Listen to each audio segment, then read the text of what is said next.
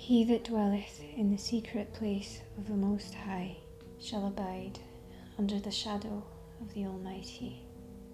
I will say of the Lord, He is my refuge and my fortress, my God, in Him will I trust. Surely He shall deliver thee from the snare of the fowler, and from the noisome pestilence.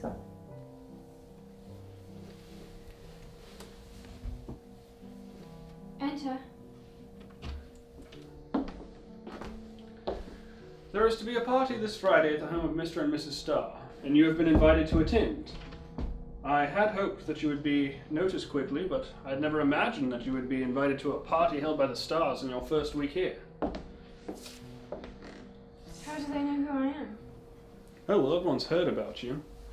This gathering is to be your first entrance into real society. The party is to be held this Friday, so that leaves us 4 days to ensure you're ready.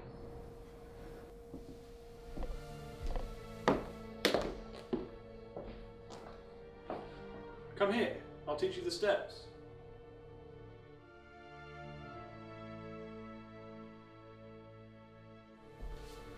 The gentlemen will bow, and the ladies will curtsy. Not like a servant, never look at your feet. Eyes front and down. Much better. Now, assume position. What are you doing?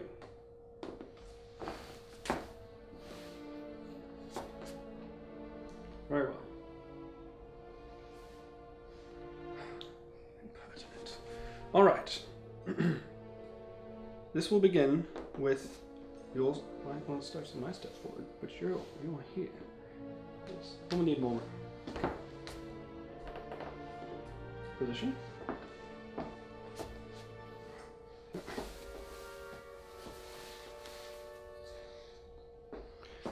Right then.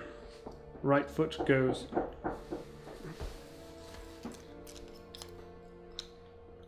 That will be Mrs. Smalley.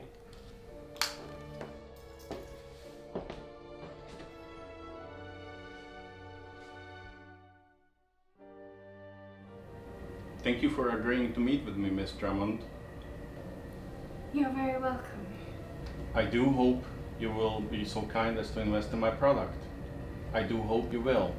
As Trivit must have told you, I have made a children's story.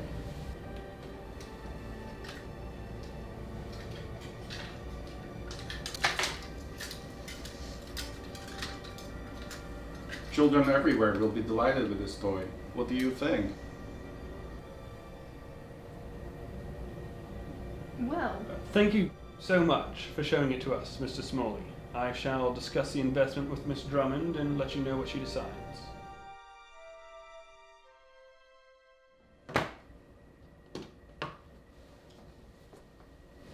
Good day.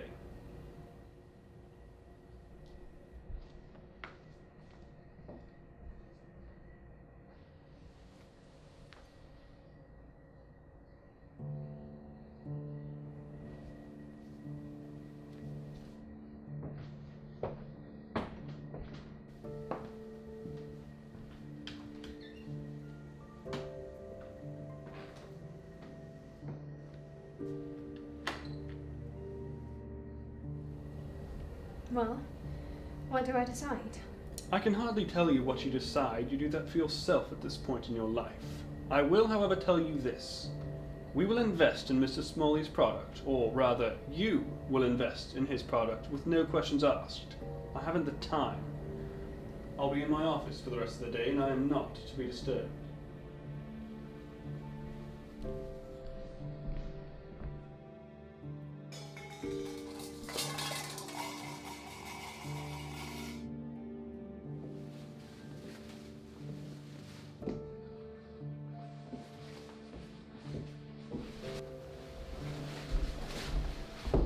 What was that noise? What? Oh, some racket coming from the kitchen. Nothing to be concerned about. I had hoped to go into town today, but unfortunately it would appear as though it's going to rain. Oh well, we shall have to have your lessons inside today. What sort of lessons? Your accent is still atrocious. You are to be the epitome of grace and poise. Right now, Miss Sharpe, you are not even... Please do not call me Sharpe. Why not? I do not like it. I have not called you Sir or Mr. Trivit. I have honoured your requests. Why will you not honour mine? How can you dislike your own name? Didn't everyone call you by it? Everyone I cared about called me Maggie because I asked them to. My parents are dead. Every time I hear their name, I think of them. What I've never known, what is lost to me. Do you know, that is the best I have heard your accent yet.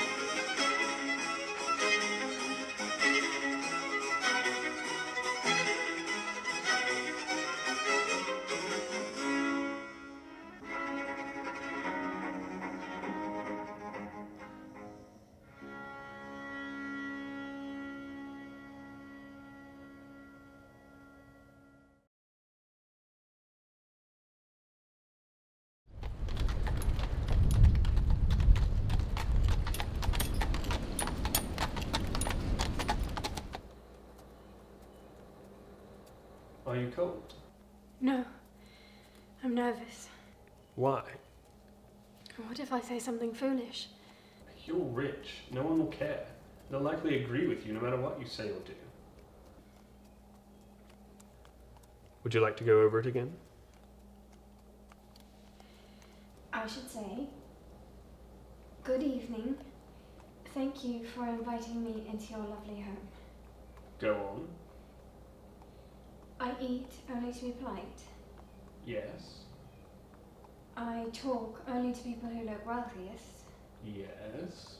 And when it comes time to dance, I let them lead. Good. And what three qualities are you to exhibit throughout the evening? Gentility, civility, and... And? Don't tell me I know it. It's something dreadful. Oh, I know, pride. Good. Do you not mean confidence? No, I mean pride. You are better than them. How am I to make friends with these people? No one here is your friend. They only see you as new money.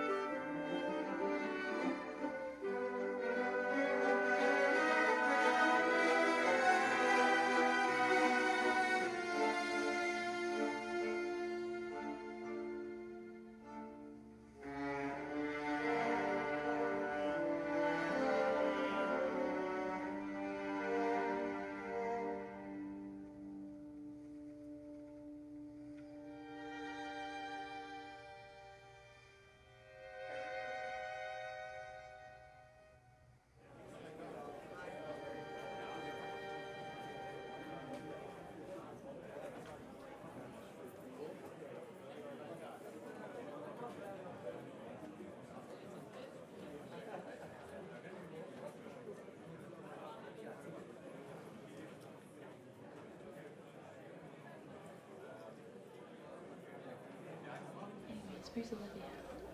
Where's Olivia? Oh, I see her. Olivia!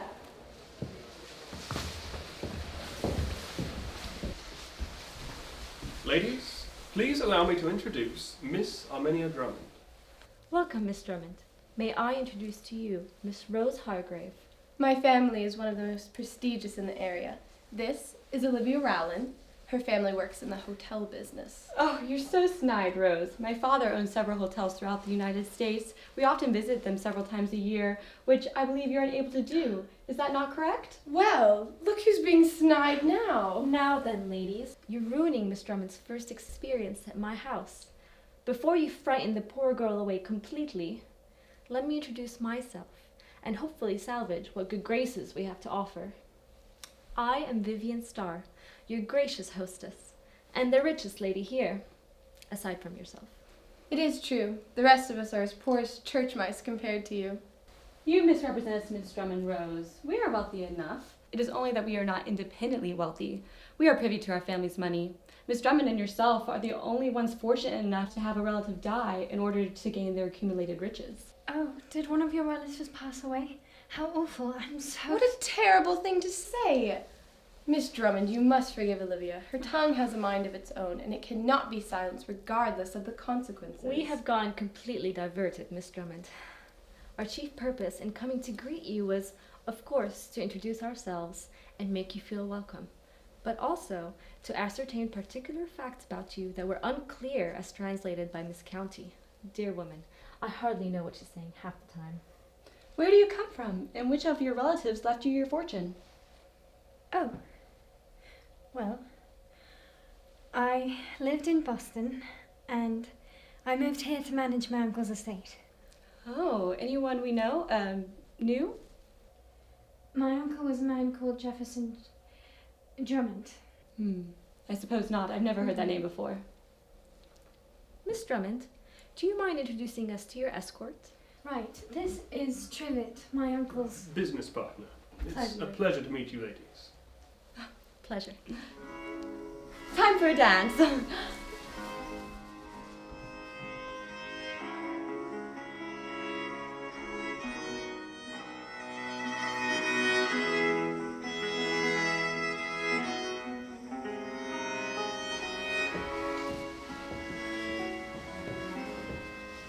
Where is Beckham?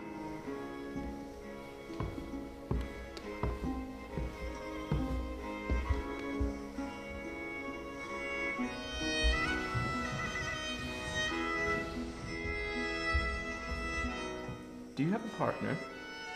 No. Would you care to dance? Yes, thank you.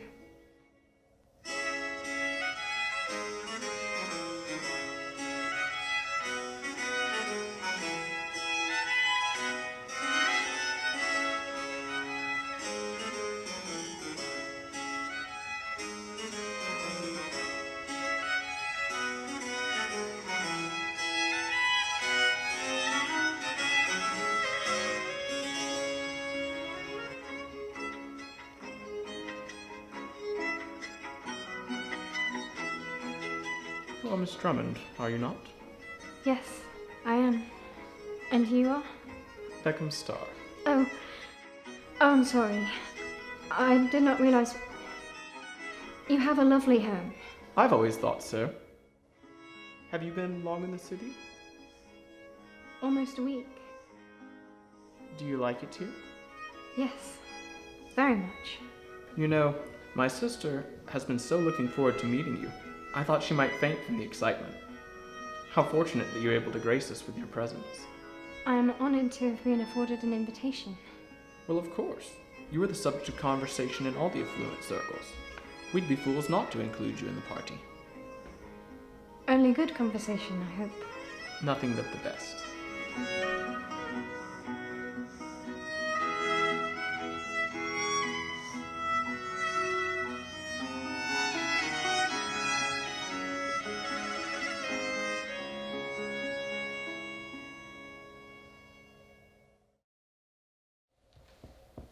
You should be dancing. No one has asked me. Well, that's because you're sitting over here with me. Go stand over there.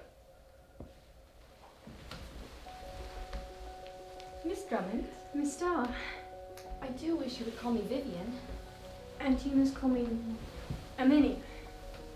Now that we have that out of the way, you simply must settle a dispute between myself and Olivia. I'd be happy to, if I can. So kind. Olivia believes that you arrived in the city last Saturday, but I am sure that I heard that you were to arrive last Wednesday. So, tell me, which one is it? You are correct. Oh, I knew it.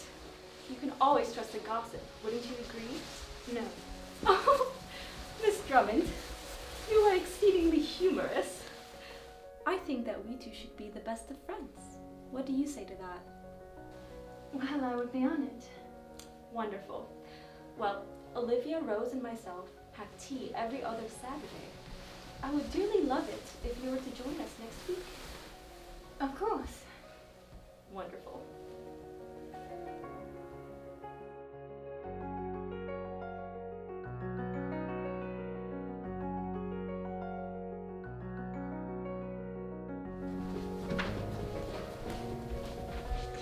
I cannot believe it.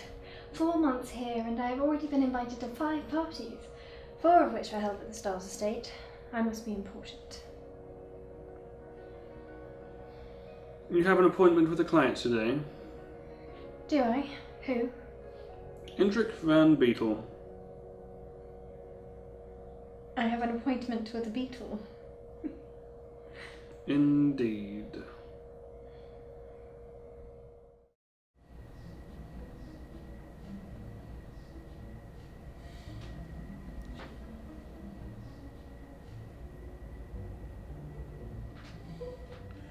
Imagine with me, if you will, a darkness. A darkness that has enveloped you your entire life. Suddenly, there's a light. It's small, faint even, but it's still there. It is education, learning both the intrinsic and the fantastical through the medium of books. Mr. Endrich. Beetle. Beetle. Let me make sure I have this straight. You wish to open up a bookshop? A bookshop, yes. Where? Next to a factory.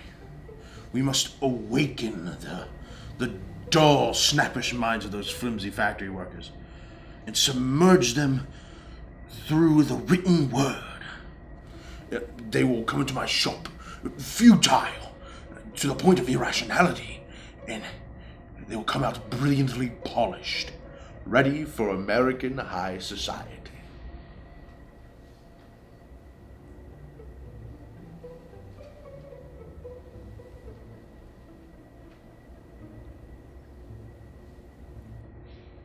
Mr. Endrich. Beetle. Mr. Beetle. While I think the idea of providing every society with books is a grand idea and should be encouraged, I also think that putting a bookshop next to a factory is not the most prudent choice. Workers are so tired before and after shifts, they don't have time to read, if they can read at all. It's all they can do to get home to feed their families. They can't stop to buy a book.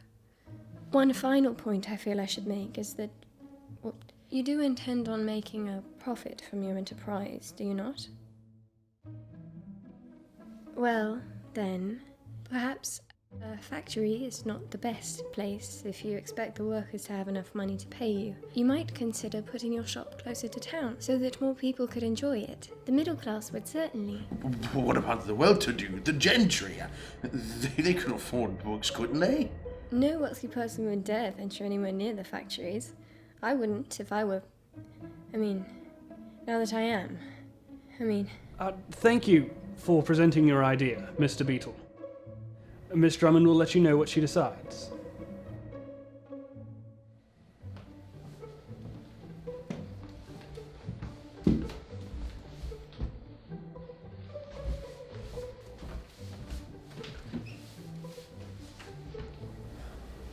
Well, Well, what? what do we decide? You will supply the money for this venture. Are you serious? Yes. I'll be in my office. Do not disturb me.